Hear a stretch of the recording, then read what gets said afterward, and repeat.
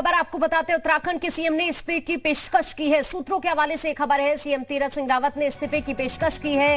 ये इस वक्त की बड़ी खबर हम आपको बता रहे हैं। उत्तराखंड के सीएम तीरथ सिंह रावत ने इस्तीफे की पेशकश की है। सूत्रों के हवाले से ये इस वक्त की सबसे बड़ी खबर हम आपको बता रहे हैं। उत्तराखंड से इस वक्त की सबसे बड़ी खबर है, सीएम तीरथ सिंह रावत ने इस्तीफे की पेशकश की है। सूत्रों के हवाले से ये बड़ी जानकारी निकलकर सामने आ रही है। दरअसल जानकारी ये भी मिल रही है कि प्रदेश में संवैधानिक संकट का हवाला जिस तरह से दिया गया है, उसको देखते हुए सीएम तीरथ सिंह रावत ने इस्तीफे की पेशकश की है। सूत्रों के हवाले से ये बड़ी जानकारी है। सीएम तीरथ ने बीजेपी अध्यक्ष जेपी नड्डा को पत्र दिया है। ये बड़ी खबर हम आपको बता रहे हैं। इस वक्त की सबसे बड़ी खबर है ये।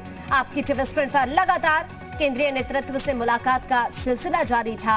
ऐसे में बीजेपी के राष्ट्रीय अध्यक्ष जेपी नड्डा से मुलाकात हुई तो बताया यह जा रहा है कि पत्र दिया है सीएम तीरथ सिंह रावत ने। ये इस वक्त की सबसे बड़ी खबर हम आपको बता रहे हैं। सीएम तीरथ सिंह रावत ने इस्तीफे की पेशकश की है। ये इस वक्त की सबसे बड़ी खबर आपकी टीवी स्क्रीन पर। दरअसल प्रदेश में संवैधानिक संकट का हवाला दिया गया है और इसी बीच सीएम ने इस्तीफे की पेशकश की है। हालांकि कल राज्यपाल से मुलाकात का वक्त मांगा गया है। अब ऐसे में बड़ी जानकारी सूत्रों के हवाले से यह निकलकर सामने आ रही है।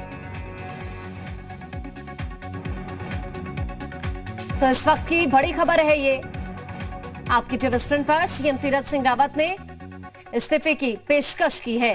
ये बड़ी खबर हम आपको बता रहे हैं। सूत्रों के हवाले से इस वक्त की सबसे बड़ी खबर है ये।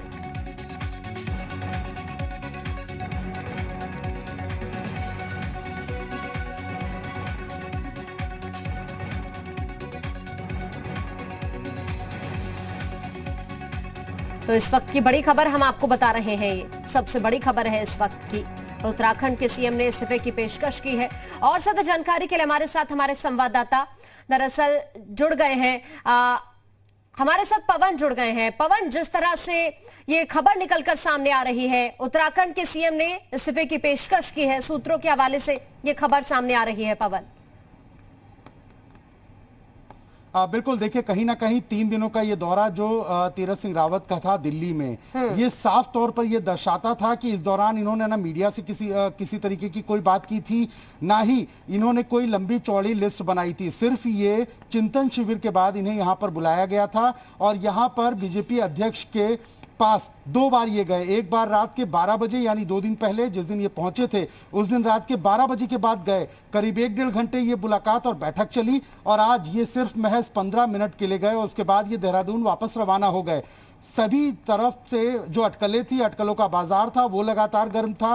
विपक्षी पार्टियां लगातार हमला कर रही थी, लेकिन सीएम ने बाद में मीडिया को बुलाकर उनसे बातचीत की। मीडिया को बुलाकर उन्होंने ब्रीफ भी किया कि ऐसा कुछ नहीं है और जो दिल्ली का नेतृत्व कहेगा यानी शीर्ष नेतृत्व जो उन्हें आदेश देगा वो उसका पालन करेंगे। अभी तक वो उसका पालन करते आए हैं। उन्होंने ये भी बताया कि अपने राजनीतिक सफर की शुरुआत उन्होंने यूपी से भी की, उत्तराखंड में भी की और उन्हें जहां जहां दायित्व दिया गया दिल्ली की सरकार की, दिल्ली के शीर्ष नेतृत्व की तरफ से, वो उन्होंने दायित्व को पूरी तरीके से निभाया है। यहां पर भी उनको जो दायित्व दिया जा रहा है और जो भी दायित्व दिया जाएगा वो कहीं ना कहीं वो निभाएंगे। लेकिन साफ तौर पर यह जाहिर होता दिखाई दे रहा था कि जिस तरीके से 36 घंटे तक अपने घर में ही मौजूद रहे, ना किसी नेता से बात की, ना किसी मंत्री से मुलाकात की और 36 घंटों में महज अपने कुछ अधिकारी लोगों से बातचीत की।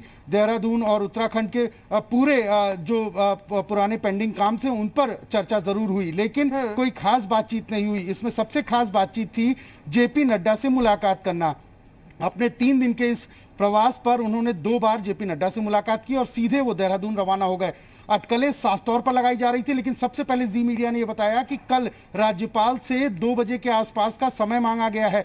फिलहाल अभी आधिकारिक रूप से इसकी घोषणा नहीं हुई है कि समय उन्हें मिला है या नहीं, लेकिन यह कहीं ना कहीं साफ था कि जब उन्होंने ये समय मांगा है 2 बजे का, तो बड़ी खबर अपने आप में हो सकती है और उत्तराखंड के नेतृत्व में साफ तौर पर बदलाव किया जा सकता है। और अब कहीं ना कहीं जो खबरें निकलकर बाहर आ रही हैं सूत्रों के हवाले से, वो भी साफ दर्शा रही हैं कि अब उत्तराखंड के नेतृत्व में एक बार फिर से बदलाव होने वाला है और कहीं ना कहीं इसकी तैयारी पूरे जोर से चल रही है। बिल्कुल, पहले कहीं ना कहीं त्रिवेंद्र सिंह रावत और उसके बाद पवन तीरथ सिंह रावत, लेकिन अब जिस तरह से सूत्रों के हवाले से ये खबर मिल रही है कि इस्तीफे की पेशकश कर दी है, तो बड़ा सवाल यह भी उठ रहा है कि आगे पार्टी क्या स्टेप लेती है, आगे पार्टी के क्या कदम रहते हैं, क्योंकि विधानसभा चुनाव में नजदीक है पवन। तो ऐसे में पार्टी की कोशिश रहेगी कि उसी को देखते हुए आगे का स्टेप लिया जाए। पवन,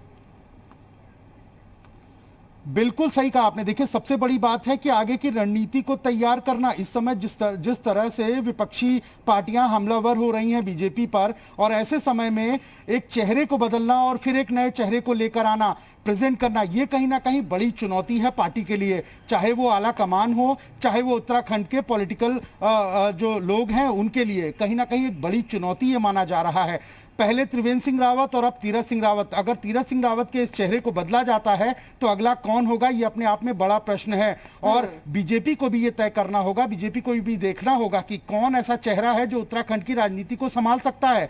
क्योंकि त्रिवेंद्र सिंह रावत ने जो काम किए, जो जनता में मैसेज पहुंचाया, उनके हटने के बाद तीरथ सिंह रावत को बनाया गया, जिसका निर्णय दिल्ली में बैठे शीर्ष नेतृत्व ने लिया। और अगर दिल्ली का शीर्ष नेतृत्व एक बार फिर ये फैसला लेता है कि तीरथ सिंह रावत को हटाना होगा और किसी और नए चेहरे को लाना होगा, तो कहीं ना कहीं अपने आप में एक बड़ी चुनौती है। और चुनौती का सामना इस समय पार्टी कर रही है। इसीलिए साफ तौर पर, सिर्फ सूत्रों के हवाले से खबर मिल रही है, साफ तौर पर कोई भी आधिकारिक घोषणा नहीं हुई है, क्योंकि यह माना जा रहा है कि अभी तक वो चेहरा नहीं मिला है जिसको रिप्लेस किया जाए, तीरथ सिंह रावत की जगह जिसको मुख्यमंत्री के चेहरे के रूप में फिर से एक बार उत्तराखंड में लाया जाए। वो